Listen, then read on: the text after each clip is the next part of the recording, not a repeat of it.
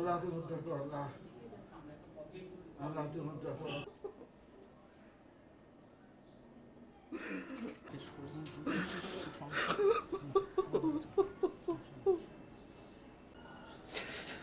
North ইউনিভার্সিটিতে পড়তো, আরও হায়ার স্টাডির জন্য আমেরিকা যাওয়ার জন্য ই করলো, প্রপোজ করলো, আব্বু আমি আমেরিকা গেলে ভালো লেখাপড়া করে এসে বাংলাদেশে ভালো করতে পারবো।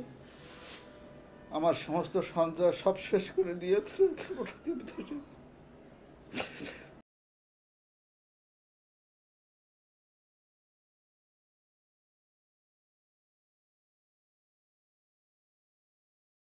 আমাদের ছাদে যাইতে একা, সে ছাদে একা যাইতেও সাহস পেত না।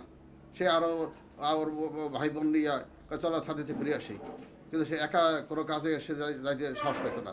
তো এই ধরনের একটা ভীতির ছেলে সেই সমস্ত কাজ তো করা কোনো রকম সংশ্লিষ্ট নাই বলে আমরা একবারে নির্দ্বিধায় বলতে পারি যে এর মধ্যে কোনো রকম তার কোনো সংশ্লিষ্ট নাই।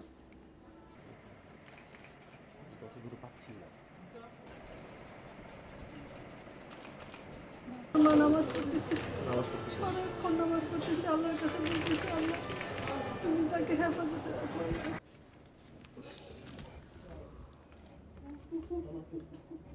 সরকার এটা টেক আপ করুক, আমার সন্তানের আমার কাছে ফিরে দেখো,